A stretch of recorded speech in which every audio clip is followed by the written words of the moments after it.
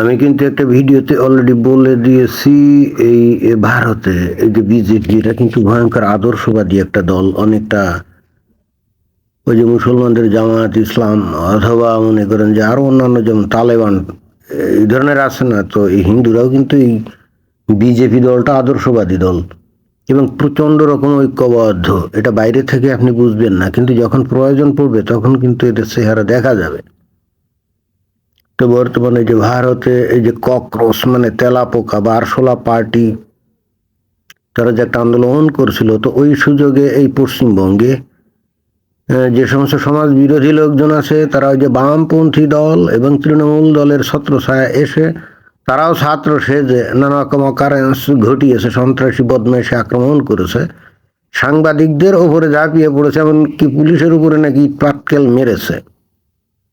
তো এর কত 2 দিন পর এই যে সোমবারে, হ্যাঁ গতকাল সোমবারে দেখলাম যে এই বিজেপি কিন্তু তারা বিশাল এক র্যালি করেছে, শান্তিপূর্ণ।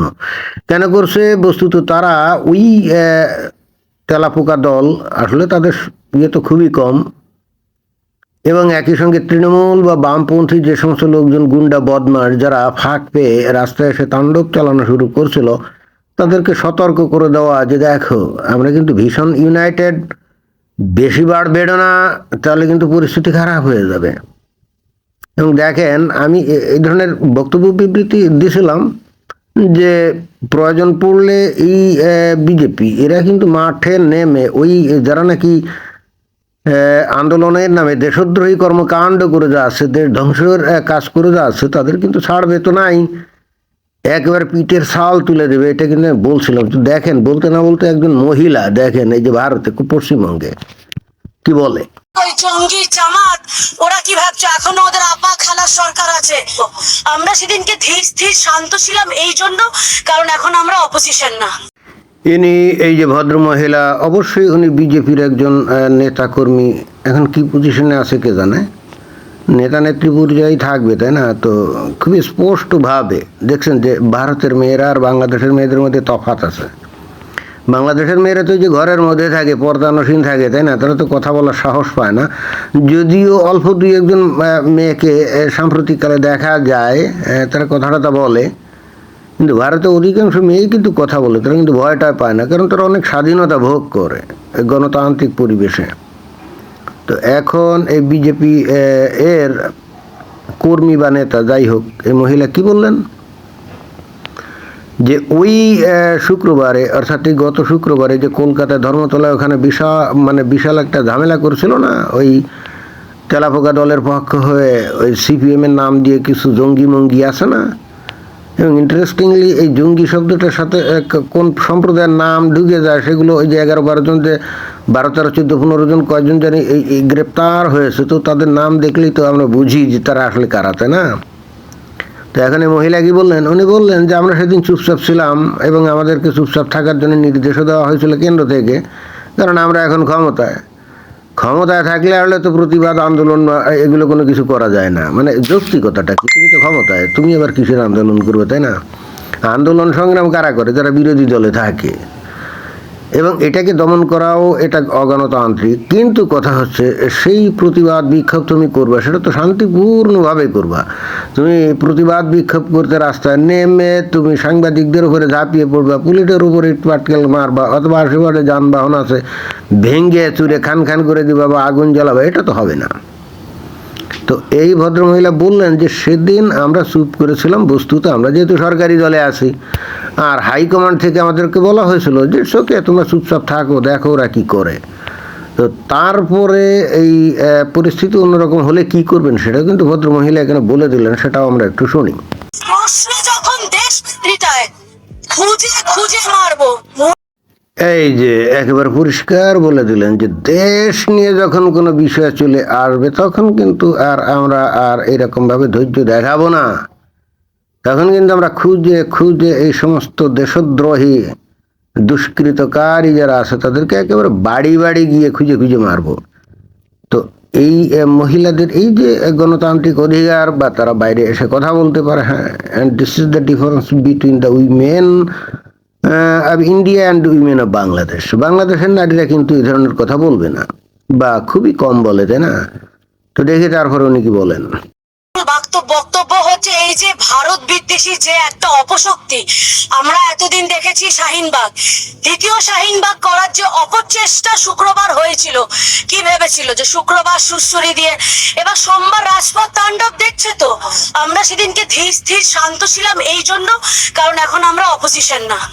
হ্যাঁ, এই যে স্পষ্টভাবে উনি বললেন যে শুক্রবার, তাই না? এই শুক্রবারে মুমিন মুসলমানরা মসজিদে নামাজ পড়তে যায় সবাই, কারণ এই শুক্রবারের নামাজ তাদের কাছে খুবই গুরুত্বপূর্ণ। এই কারণে যে এই শুক্রবারে এই জুম্মার নামাজে যদি তারা নামাজ আদায় করে তাহলে তার আগের সপ্তাহের যত গুনাহ খাতা আছে সেগুলো কিন্তু আল্লাহ মাফ করে দেয়। এই জন্য সারা সপ্তাহ ধরে এরা মসজিদে নামাজ পড়তে না গেলেও, এবং একই সাথে যারা তেমন নামাজ কালাম কিছুই করে না, যারা উদার, তারা ধর্ম তেমন একটা মানে টানেও না, তাদেরকেও দেখা যায় যে এই শুক্রবারে তারা কিন্তু গিয়ে একেবারে সোজা মসজিদে গিয়ে হাজির হয়, যেহেতু ওই যে শুক্রবারে নামাজ পড়লে তার আগের সপ্তাহের গোটা যে মাপ, ওই গুনা খাতা আর কি, সেগুলো মাপ হয়ে যায়। তবে গুনা খাতা মাপ হওয়ার সাথে সাথে এই ইহজগতেও কিন্তু একটা লাভ আছে। সেটা কি? সেই লাভটা হলো যে শুক্রবারে যেহেতু সবাই নিজ ইচ্ছায় মসজিদে নামাজ পড়ে, তাহলে একটা বিক্ষোভ মিছিল বার করা খুব ইজি। রেডিমেড লোক পাওয়া গেল না, এখানে তো প্রোগ্রাম করে লোকজন দাওয়াত টাত করে যদি আনতে হতো, পয়সা কড়ি খরচ হতো। মুসলমানদের এখানে বিশাল একটা কিন্তু সুবিধা, মানে একেবারে বিনা পয়সায় বিনা খরচে একটা বড় রকম একটা জমায়েত তারা করতে পারে, একটা পয়সা কিন্তু খরচ হবে না। আর এই মসজিদে আসা লোকজনগুলোর কাছে যদি কোনোভাবে ধর্মীয় কোনো একটা বিষয় তুলে ধরে যদি বলা হয় যে ইসলাম ধর্ম বিপন্ন বা মুসলিমদের উপর অত্যাচার হচ্ছে, আমাদের প্রতিবাদ করতে হবে, তাহলে কিন্তু সবাই একেবারে বিনা পয়সায় তো বটেই, তারা অন্যরা দেখবেন যে গাইটের পয়সা খরচ করে হলেও দেখবেন যে কর্মকাণ্ডে অংশ নিয়েছে। এবং এটাই কিন্তু মুসলমানদের একটা বিশেষ বৈশিষ্ট্য এবং পজিটিভ বৈশিষ্ট্য, এবং এটাই তাদেরকে ইউনাইটেড করে রাখে। হিন্দুদের ক্ষেত্রে কিন্তু এটা প্রযোজ্য না। হিন্দুদের কি এরকম কোনো নির্দিষ্ট দিন আছে নাকি যে মন্দিরে গিয়ে হাজির হলে তাদের গুনাহ খাতা মাফ হবে? আবার একই সাথে তারা যে জাতপাতের ভিত্তিতে যে বিভক্ত, সেক্ষেত্রে তারা এক জায়গায় জড়ো হবে না। কারণ এই হিন্দুদের মধ্যে খালি জাতপাত নিয়ে যে নানা রকম বিভক্তি তাই খালি না, একই সঙ্গে তারা যে আসলে কি ধর্ম অনুসরণ করে ওরা নিজেরাও তো জানে না। একদল কালী ভক্ত, একদল ওই শিব ভক্ত, তারপরে একদল ওই ভক্ত, কৃষ্ণ ভক্ত, তাই না? এরকম নানা রকম দলে দলে বিভক্ত, তাই না? যদিও অবশ্য আবার এই দিক দিয়ে হিন্দুদের মধ্যে একটা বিশেষ বৈশিষ্ট্য যে এরা ওই যারা নাকি কালী ভক্ত তারা কিন্তু শিব ভক্তের সাথে মারামারি করে না, আবার যারা নাকি শিব ভক্ত তারা কিন্তু কৃষ্ণ ভক্তের সাথে মারামারি করে না। এইখানে আবার হিন্দুদের একটা বিশেষ পজিটিভ বৈশিষ্ট্য আছে যেটা নাকি মুসলমানদের মধ্যে নাই। মুসলমানদের মধ্যে প্রাথমিকভাবে যারা নাকি শিয়া আর সুন্নি তারা একে অন্যের শত্রু, এবং এরা একে অন্যের সাথে মেলামেশাও করে না এবং এখন মসজিদে নামাজও পড়ে না। কেউ যদি শিয়া হয়ে যদি সুন্নি মসজিদে নামাজ পড়তে যায় ধরা পড়ে, তাহলে কিন্তু খবর আছে। খালি এটাই নাকি? এবার সুন্নিদের মধ্যে আছেন সালাফিপন্থী, জামাতপন্থী, তাবলিগপন্থী, এদের আবার নামাজ পড়ার ধরন আলাদা, এবং এরা কিন্তু একে অন্যকে একেবারেই টলারেট করতে পারে না। একদল অন্য দলকে বলে মুনাফিক কাফের। যেমন ওই আহলে হাদিস গ্রুপ অর্থাৎ সালাফিপন্থী যে সমস্ত মুমিন মুসলমান আছে, তারা কিন্তু ওই তাবলিগ জামাত আছে না, তাদেরকে বলে যে ওগুলা হলো ইহুদি নাসারা কাফের।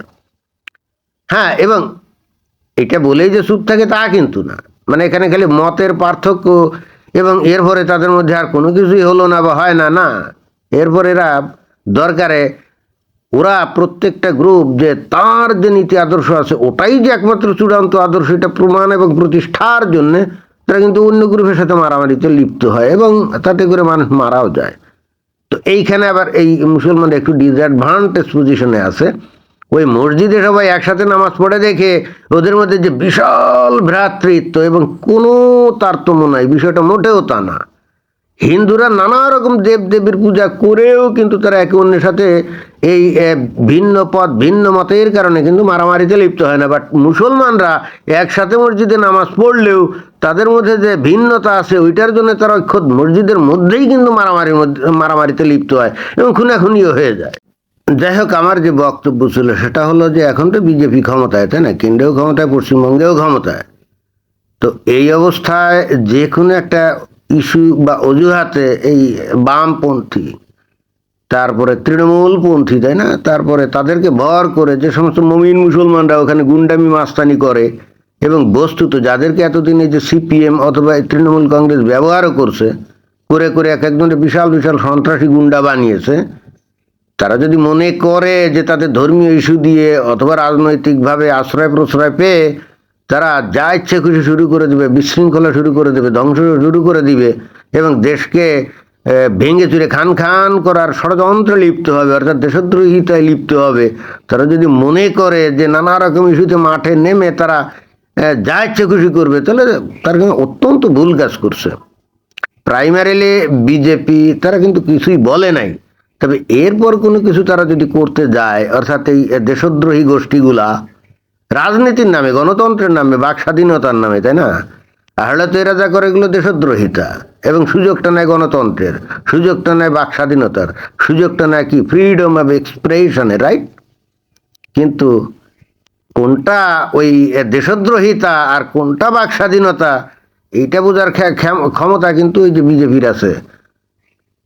মানে ধৈর্যের বাঁধ ভেঙে গেলে, ওই যে মহিলা বললো না যে বাড়ি বাড়ি গিয়ে তাদেরকে খুঁজে খুঁজে মারা হবে, এবং ঘটনা কিন্তু একটা পর্যায়ে সেরকম যাবে যদি এখনই তারা সংযত না হয়।